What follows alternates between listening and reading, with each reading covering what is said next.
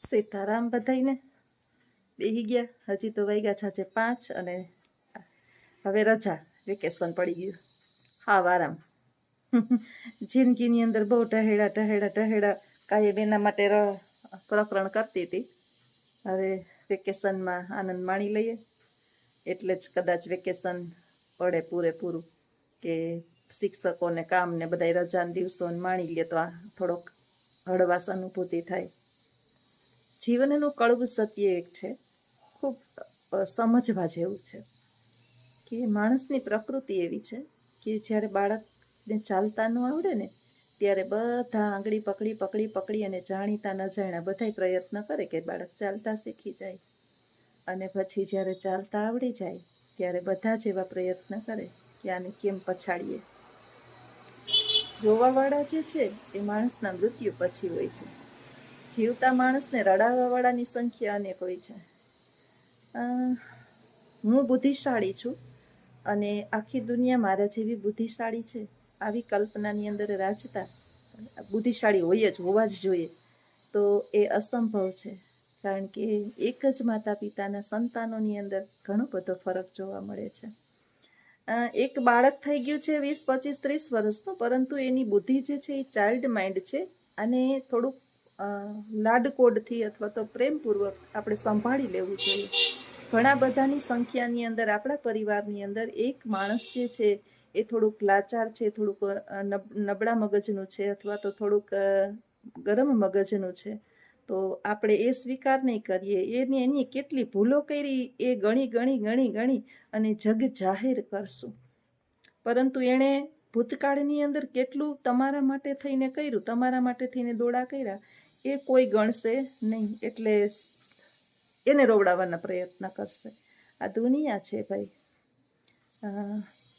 તમારા હજારો ગુણો જે છે ને એ એક તમારી ભૂલને કારણે બધાય ભૂલી જશે, અને પછી એવા તો પાછળ પડશે કે એની કોઈ સીમા નહીં. એટલે આ બુદ્ધિશાળી સમજે, અને બુદ્ધિશાળી આવી ભૂલો કરે પણ નહીં, કારણ કે એ તો બુદ્ધિશાળી હોય. બુદ્ધિશાળી સારું જ કરે, અને સારી વાતો જ હોય, મોટી વાતો હોય. અને સાચું કહું ને તો જેને ગર્ભ શ્રીમંત બાળપણથી જ અથવા તો સીધું મળી ગયું હોય, એને જે છે ને ગરીબાઈની ને કઈ રીતે સ્ટ્રગલ કર્યું હોય ને એ બધાની કિંમત ઓછી હોય. પરંતુ જેણે તન તોડી અને ભેગું કર્યું હોય ને એને એની બહુ કિંમત હોય. એટલે આવું માણસ જે છે ને એને સમજવું બહુ અઘરું થાય. એમ કહું તોય ચાલે કે માણસના મનની અંદર કેટલી વ્યથાઓ ભરી અને માણસ બેઠું છે, અને કદાચ આપણા મોઢે આવી અને કોઈ એના એક દુઃખની વાત આપણે કહી દઈએ તો આટલું બધું આખા દિવસનું અનાજ આપણે પચાવી પાડતા હોય. ખાઈએ ને બધું ખાઈએ, બર્ગર ને પીઝા ને આન તેન, આપણું પેટ બહુ પચાવી પાડે છે, પણ સાલું એક વાત આપણાથી પચતી નથી.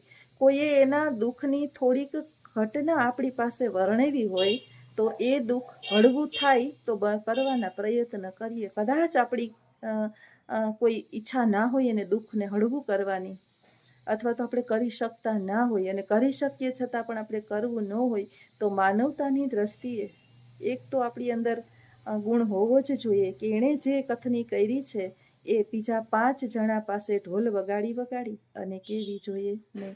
એટલે જ સરસ મજાના આપણા વિચારો સંસ્કૃતની અંદર વર્ણવ્યા છે કે કોઈ પણ વાત જે છે તમારા દુઃખની, એ ક્યારેય કોઈને જીવનની અંદર કેવી જોઈએ. વચ્ચે ફોન આવી ગયો તો એટલે આપણા દુઃખની વાત જે છે સંસ્કૃતમાં સરસ સૂક્તિઓ કીધી છે કે મનવા, એનું ગુજરાતી હું તમને કહું કે મનવા પર ઘર જઈ દુખડા ન રોઈએ કઈ વેચી. સરસ છે કે મનવા પર ઘર જઈને દુખડા ન રોઈએ કોઈ. પછી કંઈક બીજી લીટી હું થોડીક ભૂલી ગઈ છે કે વેચી ન લેતું કોઈ. હે માણસ, તારા દુઃખ જે છે ને એ બીજાની ઘરે જોઈ અને કોઈ દિવસ રોવા નહીં. એ તારા દુઃખનો એક તલ જેટલો ભાગે વેચી લે નહીં, ઉલટાનું તને સમાજની અંદર અપમાનિત કરશે. આપણે જે છે ને એનો એક દિવસનો આનંદનો હિસ્સો બનીએ. હવે આવી બુદ્ધિ જે છે ને ના કહેવાની કે આપણા મનની અંદર રાખવાની, એવા બુદ્ધાય સક્ષમ ના હોય. એટલે બિચારા દુઃખના દાઝેલા ક્યાંક ને ક્યાંક પોતાની કથની કહેતા હોય, પછી સમાજની અંદર જે છે એની થૂ થતી હોય. ઈશ્વરે બધાને અલગ અલગ પ્રકારની બુદ્ધિઓ આપી હોય. આપણા ઘરની અંદર એક માણસ નબળું હોય તો એને સંભાળવાનું આપણી જવાબદારી આવે. એ પછી આપણો ભાઈ હોય, બેન હોય, મા હોય, બાપ હોય. એવું નથી કે જે સંતાનોને જન્મ આપ્યો છે ને એની માતાએ બિચારી થોડીક ઓછી બુદ્ધિવાળી હોય, તો સંતાનો હોશિયાર હોય તો માને સંભાળી લે. મા ગમે એવી હોય, મા તો મા છે. માનું સ્થાન જગતની અંદર કોઈ ન લઈ શકે. પારકીમાં ઠાવકી કરીને આપણે બેહીએ તો બીજા એ કંઈ માથામાં તેલ ન નાખી દે. જનેતાને જેટલું પેટમાં બળે છે એટલું આ જગતની અંદર કોઈને બળશે નહીં. એક સરસ મજાનું મને યાદ આવે છે કે દરેક પુરુષને પૂછવામાં આવે છે કે પુરુષની સફળતાની પાછળ કોનો હાથ હોય છે? એટલે બધા એમ કહે છે કે સ્ત્રીનો ને જે એની પત્ની છે, 100% પત્ની સાથ સુખ દુઃખની સાથીદાર છે, એની જીવન સંગીની છે, એનું જીવન છે એમ કહીએ તો ચાલે, અર્ધાંગીની. પરંતુ અત્યારની જે આપણે જેને કહીએ ને કે પત્ની જે છે એ સફળ પતિ ગોતે છે, જ્યારે મા જે છે ને એ એના દીકરાને સફળ બનાવવાના દરેક પ્રયત્ન કરે છે. આ વાત જો થોડી કંઈક ખોટી હોય ને તો મને કમેન્ટ કરજો કે પત્ની સફળ પતિ ગોતે કે પછી એને એસો આરામની જિંદગી મળે. અને મા બાપે એને પોતાની દીકરીને, સ્વાભાવિક જ છે, મારે પોતાની દીકરી હોય તો હું એવું જ ગોતું કે મારો જમાઈ જે છે એ બધી રીતે વ્યવસ્થિત હોય કે મારી દીકરીને દુઃખ ન થાય. પણ એ દીકરાને સફળ બનાવનાર એની માતા અને પિતા હોય છે. એનું યુવાની જે છે એણે રેડી દીધી હોય અને પછી એ દીકરો સફળ બન્યો હોય અને સફળ બન્યા પછી એને પરણાવે અને પરણાવ્યા પછી અત્યારે લગભગ સાસુ સમજી જ ગઈ છે કે દીકરાને વહુની અંદર લગભગ ખોટા હસ્તક્ષેપ સમજુ. ક્યાંક એવો કિસ્સો જોવા મળે, મને કમેન્ટમાં વાંચતી હોય બેન તમને ખબર નથી મારા સાસુ આમ છે તેમ છે. 100 કિસ્સાઓમાં 5-10 કિસ્સા આવા હોય. પણ અત્યારના પરિવર્તનશીલ સમાજમાં સાસુ સમજી જ ગઈ છે કે દીકરો બહુ સુખી હોય તો એના જીવનની અંદર આપણે કોઈ પણ પ્રકારના હસ્તક્ષેપ ના કરાય. આપણું તો ગયું, હવે એનું આપણે બગાડાય નહીં.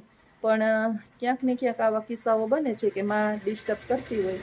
પણ સમજવા જેવી એક વાત છે કે ડિસ્ટર્બ ક્યારે કરતી હશે? અઢળક પ્રેમ સાસુ સસરા વહુને આપે છતાંય વહુ એને તલ જેટલોય પ્રેમ ન આપે તો ત્યારે પછી વહુ દીકરી થઈને રહેવા માગતી જ ન હોય. ઘણા કેસની અંદર મેં આવું પણ જોયું હોય છે. ઘણા કેસની અંદર એવું પણ જોયું છે કે સાસુ સસરા એને દીકરી ન બનાવી શકતા હોય. ઘણાની અંદર ઘણા કેસ એવા છે કે દીકરી વહુ જે છે એને મા બાપ ન બનાવી શકતી હોય. તો ખરેખર તો બધાએ સમજવાની વાત છે. એટલે કોઈ પણ એક ઉદાહરણ છે કે સમાજની અંદર કોઈ પણ એક ઓછી બુદ્ધિવાળું હોય, થોડુંક એને મગજ ઓછું કામ કરતું હોય તો એ ક્યાંક ને ક્યાંક બીજી જગ્યાએ હોશિયાર રહેશે જ. એવું નથી કે ગાંડું છે. તો આપણે એને એ બાબતની અંદર પ્રેરવું જોઈએ, એને મોટિવેટ કરવું જોઈએ.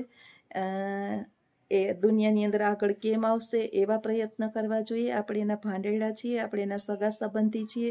એની દરેક બાબતની અંદર એની વાતને કાપી નાખવી. મને તો આના બહુ અનુભવ થયા છે કે આપણે કંઈ વાત કરીએ ના કરીએ ને તો આપણી વાત ફટકરતી કાપી નાખે. આ અનુભવ મેં મારા ખુદે કરેલા છે. આપણે જેને કંઈ ખબર જ નથી પડતી ને એવું ફીલ આપણને કરાવે, પછી આપણી વાત કાપી નાખી હોય એની હારે આપણે સંબંધ કાપી નાખવાના. કારણ કે આપણે કંઈ ગાંડા બુદ્ધિ વિનાના તો ન હોય. અત્યારે માણસ જે છે એ બહુ હોશિયાર ને સમજુ થઈ ગયો છે. પોતાના પગ ઉપર ઊભો છે. અત્યારે કાંઈ કામ ન જડે તો માણસ કચરા પોતાને કપડાં વાસણ કરીને મહિનો થાય ને તો 15,000 કમાઈ લે છે. એટલે કોઈના ઘરની અંદર કોઈ રોટલા ખાતું હોય એવું કોઈ હોય નહીં. અને હોય તોય કોઈ દેવાનું 1 રૂપિયો હોય નહીં. પાડવાના પ્રયત્ન, મેં જેમ પહેલા શરૂઆતમાં જ કીધું છે ને કે ચાલતા ન આવડતું હોય ત્યારે આંગળી પકડીને ચલાવે, પણ જો આપણે પગ ઉપર ઊભા થઈ ગયા એટલે પાટા મારી મારીને પછાડવા વાળા તમને અનેકો મળશે. એટલે આ તો સ્વાભાવિક છે. એટલે સમાજની અંદર તમને અનેકો આવા માણસો મળશે અને આ સમાજ આવો જ રહેવાનો છે, આમ જ ચાલવાની છે, જિંદગી આવી જ રહેવાની છે. આમાં કોઈ પણ પ્રકારના ફેરફાર થવાના નથી. હવે સમજદારી આપણે કેળવવાની છે.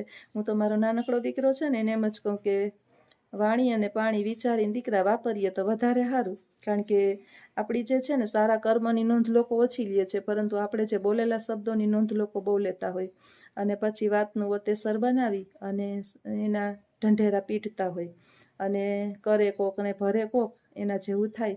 એનાથી બેટર છે. પણ બાળક જે છે એ બાળક હોય એ ભોળિયો રાજા છે. એટલે જેને જે મન આનંદ આવે એ મોઢે મોઢ કહી દે. એટલે જ મેં કીધું ને પહેલાં કે દરેક માણસ આ પૃથ્વી પર સરખું નથી. ક્યાંક ને ક્યાંક એની અંદર ફેરફાર હોય ને હોય.